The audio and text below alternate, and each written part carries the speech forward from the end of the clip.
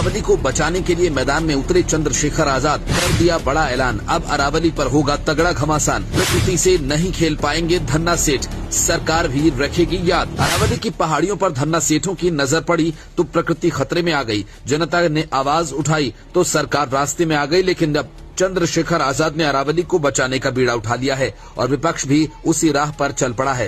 राजस्थान से हजारों किसान ट्रैक्टर लेकर दिल्ली आने की तैयारी में लगे हैं। दिन रात सरकार की तारीफ करने वाले पत्रकार भी अरावली के पक्ष में बोलने लगे। तमाम भूगोल को समझने वाले शिक्षा और भूगोल शास्त्री कह रहे हैं कि तहस नहस हो जाएगा, राजधानी दिल्ली रेत का तूफान आएगा। सरकार कह रही है सब फायदे का सौदा है, जिसके खिलाफ चंद्रशेखर आजाद सड़क से संसद तक लड़ने को तैयार हैं।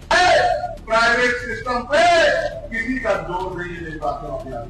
आज अरावली का मुद्दा चल रहा है।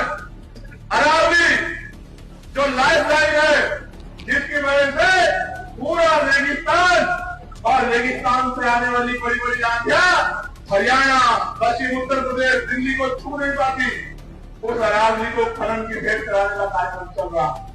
लोग परेशान है, लेकिन सरकार को फिक्र नहीं है। आज मनरेगा के जरिए जो आपको शक्ति मिलती गांव में 100 दिन रोजगार को छीनने का काम सरकार ने किया। लेकिन सवाल ये है कि जब ये इतना गलत है, जिसके विरोध में ज्यादातर लोग हैं, तो फिर सुप्रीम कोर्ट ने ऐसा फैसला कैसे दे दिया? क्या उनको ये जानकारी नहीं होगी? यही तो सबसे बड़ा सवाल है कि सुप्रीम कोर्ट को ऐसा क्या समझ में आ गया जो कोई और नहीं समझ पा रहा है। जरा आप भी समझने की कोशिश कर लीजिए। दरअसल भारत सरकार का पर्यावरण मंत्रालय सुप्रीम कोर्ट जाता है और कहता है कि साहब, हम देश भर में पहाड़ की परिभाषा बदलना चाहते हैं।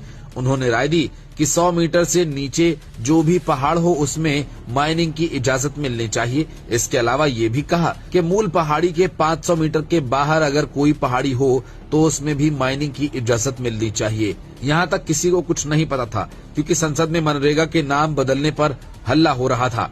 लेकिन फिर किसी ने देखा कि अरावली की पहाड़ियों में 90% से ज्यादा पहाड़ी ऐसी हैं जिनकी हाइट 100 मीटर से कम है। मतलब पूरी की पूरी अरावली पर्वतमाला ही खत्म कर दी जाए, जो हरियाणा से गुजरात तक करीब 700 किलोमीटर के एरिया में फैली है। अक्टूबर 2024 में फॉरेस्ट सर्वे ऑफ इंडिया की एक रिपोर्ट आई थी, जिसमें ये बताया गया था कि राजस्थान के कुल 15 जिलों में अरावली के 12,081 पहाड़ हैं। ऐसे में सिर्फ 1,048 यानी 8.7% पहाड़ ही ऐसे हैं जिसकी ऊंचाई 100 मीटर से ज्यादा है।